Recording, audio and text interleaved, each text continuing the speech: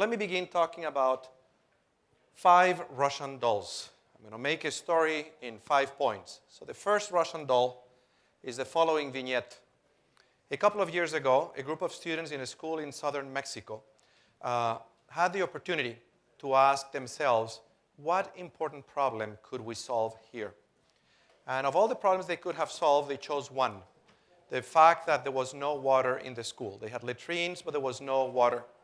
And they went ahead and talked to a neighbor 2 houses down that had a well in her water, negotiated getting access to the water, raised some funds, and managed to solve the problem. They then invited the local mayor, who promptly showed up in school to take his picture with them, because now there was water, and they said, we want you to understand one thing.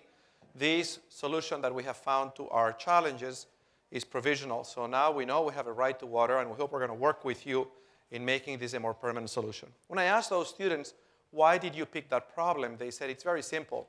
It's good to have running water, but this was especially a problem for the women in this school, the teenagers, because you don't really want to come to a school that has no water when you are menstruating. And if you skip classes 3 to 5 days a week every month, you're going to have to repeat that year. And so that's an interesting story, that a group of 15 to 17-year-olds could find a problem in their community and had the opportunity to work with their teacher solving that problem. Now, let me talk about the second Russian doll. The reason those students were able to do that is because their teacher had participated in a teacher professional development program created by former students of mine who created an organization named Via Educación, whose mission it is to promote leadership development. And what they do is they go around schools and they help teachers develop a methodology so that their students can be empowered to solve problems that matter to them. And so I suppose if these founders of that nonprofit organization did not do that, the teacher of the students who brought water to the school might not have thought that this would be a good way to empower the students. So let me talk about the third Russian doll. So the reason those former students were able to do what they did is because the Ministry of Education in Mexico is open to developing the kind of public partnership that makes it possible for members of civil society who have an idea about how to improve education to work in schools and do that. In fact, these former students began their work in the northern part of Mexico, where they had essentially a secretary of education at the state level who said, I think what you're proposing to do is important, very much needed. We'll develop an agreement where you can do that. So public-private partnerships help innovators, such as my former students, do the work that enables teachers empower their students. Let me talk about the fourth Russian doll. The reason that all of this is possible in Mexico is because the Constitution of Mexico gives every child the right to a basic education, to 9 years of basic education. And we shouldn't take that for granted, because that was not always the case. This is a victory that for most of the world has taken place only in the last 7 decades. So the reason the Ministry of Education can establish partnerships that make it possible for innovators to work with teachers is because we now accept that every human being has a right to be educated, and that right is reflected in the legal frameworks of all countries around the world. Let me talk about the last Russian doll. So the last Russian doll goes back 70 years at the end of World War II, when a group of people assembles in a room and looks at the devastation caused by that war and asks themselves, why did this happen? Why did we let this happen? And they conclude the only way we're going to have peace in the world is to create a framework that would give every human being some rights just because they're a human being. And that document that they create, one of the most beautiful documents created by humanity, called the Universal Declaration of Human Rights, which fits in that single poster, has 30 articles, basically established the foundation of a global architecture that transformed the world. One of those rights, in Article 26, is the right to education. See, before that document was crafted, the majority of the world's children were not able to set foot in that school. The children who in that school in Mexico organized themselves to bring water to the school so the girls could be in school would not have been in school had it not been for that right, had it not been for the laws that made it possible for all kids to go to Mexico, had it not been for the partnerships that make that possible. And so what I'm trying to say is that ideas and words matter. And the idea that every person had the right to be education, and the commitment of the people who crafted that document, and the commitment of every other person who worked to make that document, the rights in that document, a reality, is what transformed humanity from a world where most kids did not have a shared experience in an institution to the world we have today, in which the vast majority of the world's population spends a number of years in schools. So words matter, commitments matter, what we choose to do matters. How do we develop the skill set so that we shift from leading for greater effectiveness to be able to lead for greater relevancy? That's why the kinds of opportunities that my former students provided to that teacher in the state of Guerrero in Mexico to help that teacher develop a pedagogy that made education relevant are at a premium. And we should look for ways to scale those opportunities very, very rapidly indeed so that we can achieve the goals that would allow us to have essentially peace. So I'm talking about aligning education with some of the bigger challenges that we face, which include the challenge of coexistence. See, the very idea that everyone should be educated, which is actually not that old. As an idea, it's only 4 centuries old. And it's an idea that was developed by a refugee, a guy who lost his wife and his 2 kids as he fled the place of his birth because his religious views were unpopular. There were some people who didn't like him. He was a preacher, so they set his house on fire. And they realized they had to leave.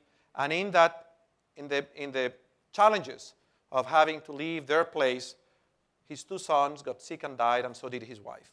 And this man, whose name was Jan Comenius, who was born in what would be the Czech Republic today, looked at what had happened to him and looked at the violence that people inflicted upon one another and asked, why do we do these things to each other?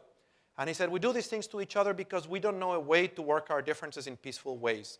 So we should educate everyone. Comenius had the dream that if we could just educate every person, we could have peace in the world. But 400 years ago, it was just a dream. We didn't know how to do it.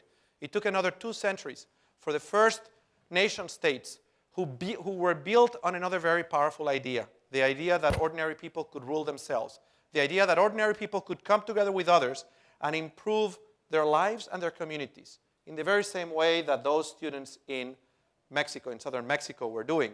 That idea, which gave birth to democracy, gave also birth to public education. So the idea is very recent. Now, I'd say that for most of the world, the idea is only 7 decades old, and in some parts of the world, it's still a work in progress. So it's important to remember that the idea was created so that we could coexist in peace with one another. I'd love to say that thanks to all the progress that has taken place over the last 4 centuries, we now have to coexist. But you know this is not true. You know that in all nations, including mine, including in the United States, there is tremendous bigotry and prejudice and intolerance towards others who are not like us. And sadly, those who espouse that intolerance include individuals who are highly educated and who occupy positions of political responsibility. Some of them aspire to be presidents, and I hope they never are. But this is the world in which we live. And it's not just happening in the United States, it's happening in India, and it's happening in Afghanistan, and in Pakistan, and every country that I can imagine. So this is a world in progress. The other piece that is a world in progress is to create a world in which the place of birth of a child, the color of the skin, their religion, has nothing to do with their right to be fed and to survive. We live in a world where there is still poverty and tremendous inequality, and it doesn't have to be. We saw how over the last 2 decades, if we set our minds to it, we could make dramatic improvements in poverty incidents around the world. But it's an unfinished job, as you saw from that chart. And the other challenge that we're just too aware of is the challenge of what we're doing to the environment. How it is that we're treating this earth in a way that makes it less and less likely that there would be an earth to pass down to our children, grandchildren, or their children. And a lot of that change is caused by us. It's caused by the way in which we live. And so, how do we educate children so they can address these challenges? How do we educate them so they can do better than we have in producing a world that is sustainable? I believe that we can understand what those competencies are and that we can find ways to educate teachers so they help their students develop those competencies. This work is in the end about producing education for sustainable development, which is a concept that talks not only about how do we sustain the natural environment in which we live, but how do we relate to one another in a way that is in itself sustainable. That means, in a nutshell, that we have to develop capacities that go beyond knowledge of facts. We have to develop capacities that fit in 3 buckets. One bucket is what we know and how we use that knowledge to solve real problems. Another bucket is how we know ourselves and how we can govern ourselves. And the third bucket is how we relate to others and how we have the skills to actually get things done with other people. So to talk very quickly, this bucket of knowledge includes knowledge itself, but how it is that we can comprehend that knowledge and have the capacity to use it to solve problems, but also our capacity to be creative, to think outside the box, to be innovative in using what we know. The capacity to relate with others involves, on the one hand, the capacity to work with groups and to get things done, which includes listening, reaching agreement, being able to put yourself in somebody else's shoes, honoring your agreements, but includes also leadership. Includes also stepping up and taking responsibility for the things that are within your sphere of influence, within the reach of your cable tow, so that we improve the world in the very same way in which those students in southern Mexico brought water to the school so that everyone could be in school every day of the month. And finally, very important to know yourself and to manage yourself. And this includes a certain intellectual openness, entertaining the possibility that your point of view might not be the only point of view that is valid, entertaining the possibility that it's a sign of being smart to be willing to change your mind from time to time, a certain work ethic, taking responsibility for your actions, for how you live your life, and self-efficacy, the belief, the understanding that you can actually have goals and achieve them, and the skills to achieve those goals. And see, I think good education, this is the DNA of 21st century education. Comenius's idea was extremely powerful, that if we want to have peace in the world, we should educate everyone. I think that idea inspired one of the most remarkable transformations of humanity. It really changed the world into a world where most kids go to school. I think that on that idea, other people built, those who created the public education systems around the world, those who included education as a human right, all those of you who have been working as part of this global movement to make the right of education a reality for all kids. I think that goals matter. They have changed the world. The Sustainable Development Goals are a compelling, a capacious, a very ambitious set of aspirations, just like the idea of educating all was. They are not going to be self-executing, those goals.